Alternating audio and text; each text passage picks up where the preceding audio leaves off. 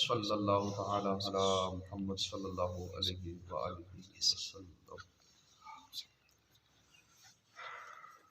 23واں پارہ سورہ صافات کی آیت نمبر 35 سے 49۔ اعوذ باللہ من الشیطان الرجیم، بسم اللہ الرحمن الرحیم۔ انہم کانوا اذا قیل لهم لا الہ الا اللہ یستکبرون وَيَقُولُونَ أَإِنَّا لَتَارِكُو آلِهَتِنَا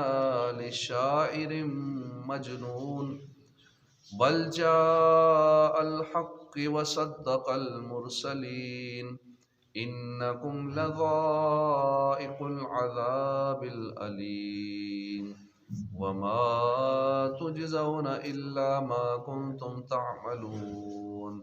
إِلَّا عِبَادَ اللَّهِ الْمُخْلَصِينَ أُولَئِكَ لَهُمْ رِزْقٌ مَّعْلُومٌ فَوَاكِهُ وَهُمْ مُكْرَمُونَ فِي جَنَّاتِ النَّعِيمِ عَلَى سُرُرٍ مُتَقَابِلِينَ يُطَافُ عَلَيْهِمْ بِكَأْسٍ مِّن مَّعِينٍ بَيْضَاءَ لَذَّةٍ لِّلشَّارِبِينَ لا فيها غول ولا هم عنها ينزفون وعندهم قاصرات الطرف عين كأنهن بيض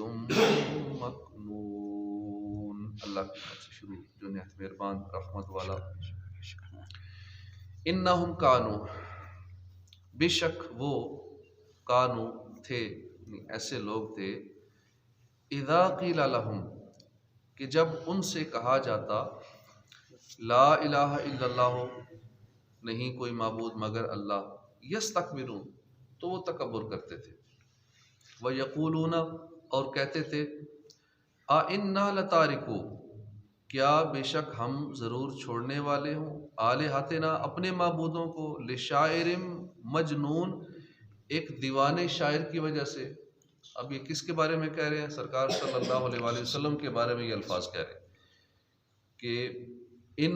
دیوانہ کہتے تھے، شاعر کہتے تھے، دیوانے اور شاعر کی وجہ سے ہم اپنے معبودوں کو، بتوں کو، ان کی عبادت چھوڑ دیں۔ بل جاء الحق بلکہ وہ حق لایا، وصدق المرسلین اور اس نے تصدیق کی ہے رسولوں کی، انکم بے شک تم، لذائق ضرور چکھنے والے ہو، عذاب العلیم دردناک عذاب، وما تجزون اور تمہیں بدلہ نہیں دیا جائے گا، الا مگر، ما کنتم تعملون اس کا جو تم عمل کرتے تھے، الا مگر، عباد اللہ المخلصین اللہ کے چنے ہوئے بندے، اولئک یہ لوگ، لہم ان کے لیے، رزق معلوم روزی ہے، فواکہ پھل میوے ہیں، وہم مکرمون اور وہ انہیں عزت دی جائے گی، فی جنات النعیم چین کے باغوں میں، علی سرر تختوں پر، متقابلین آمنے سامنے ہوں گے، یطاف علیہم دور چلایا جائے گا ان پر، بکاس من معین بہتی شراب کے جام کا ان پر دور چلایا جائے گا، بیضاء وہ سفید رنگ کی، لذۃ للشاربین پینے والوں کے لیے لذت بخش ہوگی، لا فیہا غول نہ اس میں عقل کی خرابی ہوگی، ولا ہم عنہا ینزفون اور نہ وہ اس سے نشے کی حالت میں لائے جائیں گے، وعندہم اور ان کے پاس، قاصرات الطرف نگاہیں نیچی رکھنے والی، عین بڑی آنکھوں والی بیویاں ہوں گی، کأنہن گویا کہ وہ، بید مکنون پوشیدہ رکھے ہوئے انڈے ہیں، فاقبل بعضهم پھر متوجہ ہوں گے ان جنتیوں کے بعض، علی بعض بعض پر، بعض متوجہ ہوں گے، یتساءلون آپس میں سوال کرتے ہوئے۔ ترجمہ کنز العرفان۔ بے شک جب ان سے کہا جاتا تھا کہ اللہ کے سوا کوئی معبود نہیں تو وہ تکبر کرتے تھے اور کہتے تھے کہ ہم ایک دیوانے شاعر کی وجہ سے اپنے معبودوں کو چھوڑ دیں۔ اس آیت اور اس کے بعد والی آیت میں کفار کے عذاب میں مبتلا ہونے کا سبب بیان کیا گیا ہے کہ جب ان سے کہا جاتا تھا کہ اللہ کے سوا کوئی معبود نہیں تو وہ تکبر کرتے تھے اور نہ توحید قبول کرتے نہ ہی اپنے شرک سے باز آتے تھے، بلکہ کہتے تھے کہ ہم ایک دیوانے شاعر محمد صلی اللہ علیہ وآلہ وسلم کے کہنے پر اپنے معبودوں کو چھوڑ دیں۔ حضرت ابو ہریرہ رضی اللہ عنہ سے روایت ہے، نبی اکرم صلی اللہ علیہ وسلم نے فرمایا مجھے حکم دیا گیا ہے کہ میں لوگوں سے جہاد کرتا رہوں یہاں تک کہ وہ لا الہ الا اللہ کہہ لے، اور جس نے لا الہ الا اللہ کہہ لیا تو اس نے شرعی حق کے علاوہ اپنا مال اپنی جان مجھ سے بچا لی، اور ان کا حساب اللہ کے ذمہ ہے۔ اللہ تعالیٰ نے اپنی کتاب میں ایمان قبول کرنے سے تکبر کرنے والوں کا ذکر کرتے ہوئے فرمایا انہم کانوا اذا قیل لہم لا الہ الا اللہ یستکبرون، اور جبکہ مسلمانوں کے بارے میں اسی کلمہ طیبہ سے فرمایا کہ اذ جعل الذین کفروا فی قلوبہم حمیۃ الجاہلیہ، اے حبیب یاد کریں جب کافروں نے اپنے دلوں میں زمانہ جاہلیت کی ہٹ درمی جیسی ضد رکھی تو اللہ نے اپنا اطمینان اپنے رسول اور ایمان والوں پر اتارا اور پرہیزگاری کا کلمہ ان پر لازم فرما دیا، اور مسلمان اس کلمے کے زیادہ حقدار اور اس کے اہل تھے، اور وہ کلمہ ہے لا الہ الا اللہ۔ بل جاء بالحق وصدق المرسلین، بلکہ وہ تو حق لائے اور انہوں نے رسولوں کی تصدیق فرمائی ہے۔ اس آیت میں اللہ نے کفار کی بات کا رد کرتے ہوئے فرمایا کہ یہ نبی دیوانے نہیں ہیں، یہ نبی شاعر نہیں، بلکہ وہ تو حق لائے، انہوں نے دین توحید شرک کی نفی میں اپنے سے پہلے رسولوں کی تصدیق فرمائی ہے۔ انکم لذائق العذاب العلیم، بے شک تم ضرور دردناک عذاب چکھنے والے ہو، تو تمہیں اللہ تمہارے اعمال ہی کا بدلہ تمہیں دیا جائے گا مگر جو اللہ کے چنے ہوئے بندے ہیں۔ اس آیت اور اس کے بعد والی آیت کا خلاصہ یہ ہے کہ جن کافروں نے تاجدار رسالت صلی اللہ علیہ وسلم کی طرف شاعری اور جنون کی نسبت کی، ان سے فرمایا گیا کہ بے شک تم ضرور آخرت میں دردناک عذاب چکھنے والے ہو، اور تم جو دنیا میں شرک اور تکذیب کر آئے ہو تمہیں اسی کا بدلہ دیا جائے گا، الا مگر۔ اس آیت میں مخلص بندوں کا عذاب کے حکم سے استثناء کرتے ہوئے فرمایا گیا کہ البتہ جو اللہ کے چنے ہوئے یعنی ایمان اور اخلاص والے بندے ہیں وہ دردناک عذاب نہیں چکھیں گے، اور ان کے حساب میں سوال اور کلام نہ ہوگا، بلکہ اگر ان سے کوئی خطا سرزد ہوگی تو اس سے درگزر کر دیا جائے گا، اور انہیں ایک نیکی کا بدلہ 10 سے لے کر 700 گنا یا اس سے زیادہ جتنا زیادہ اللہ چاہے دیا جائے گا۔ اولئک لہم رزق معلوم، ان کے لیے وہ روزی ہے جو معلوم ہے، پھل میوے ہیں وہ معزز ہوں گے،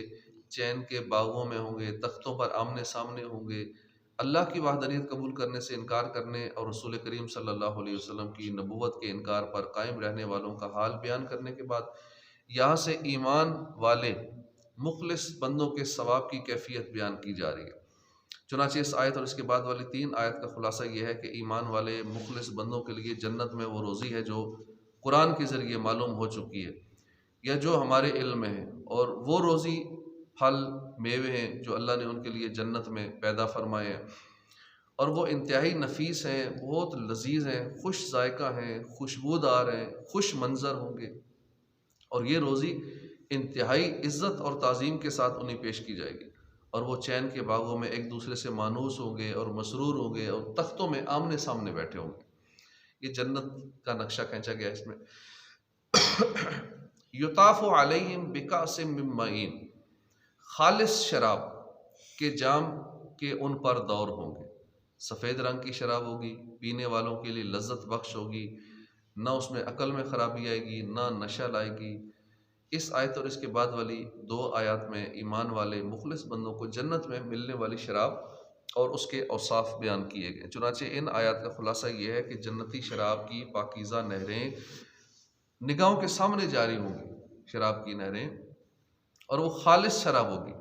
جس کے جام کے ان پر دور ہوں گے۔ اس شراب کے اوصاف یہ ہیں کہ دودھ سے زیادہ سفید رنگ کی شراب ہوگی، پینے والوں کے لیے لذت بخش ہوگی، جبکہ دنیا کی شراب کے اندر یہ وصف نہیں ہے۔ بلکہ یہ دنیا والی شراب یہ بدبودار ہے اور بد ذائقہ ہوتی ہے، اور پینے والا جب اس شراب کو پیتا ہے تو منہ بگاڑتا ہے۔ جنتی شراب میں خمار نہیں ہے، اس میں عقل میں خلل نہیں آتا، خلل نہیں آئے گا۔ جنتی اس شراب سے نشے میں نہیں آئیں گے، جبکہ دنیاوی شراب میں یہ اوصاف نہیں ہے، بلکہ اس میں بہت سارے فسادات ہیں، بہت سارے عیب ہیں۔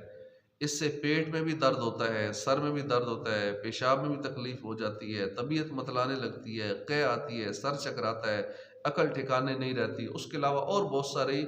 بیماریاں اس شراب سے لگ جاتی ہیں۔ لیکن جنتی شراب ایسی نہیں ہے۔ وَعِندَهُمْ قَاصِرَاتُ الطَّرْفِ عِينٌ كَأَنَّهُنَّ بَيْضٌ مَكْنُونٌ، اور ان کے پاس نگاہیں نیچی رکھنے والی بڑی آنکھوں والی بیویاں ہوں گی، گویا کہ وہ پوشیدہ رکھے ہوئے انڈے ہیں۔ اس آیت اور اس کے بعد والی آیت میں ایمان والے مخلص بندوں کو جنت میں ملنے والی حوروں کے اوصاف بیان کیے گئے۔ وہ اوصاف یہ ہیں کہ وہ حوریں شوہروں کے سوا دوسری طرف آنکھ اٹھا کر نہ دیکھیں گی، کہ اس کے نزدیک اس کا شوہر ہی صاحب حسن اور پیارا ہے۔ بڑی اور خوبصورت آنکھوں والی ہوں گی، وہ گرد و غبار سے پاک ہوں گی، اس قدر صاف اور شفاف اور سفید ہوں گی کہ گویا کہ وہ چھپا کر رکھے ہوئے انڈے ہیں۔ آج دنیا میں بدنگاہی سے بچیں گے، دنیا کی عارضی لذتوں سے بچیں گے، تو پھر انشاءاللہ جنت میں ایسی حوریں نصیب ہوں گی۔ اللہ پاک میں نیک اعمال کرنے کی توفیق عطا فرمائے۔ آمین بجاہ النبی الامین صلی اللہ علیہ وآلہ وسلم۔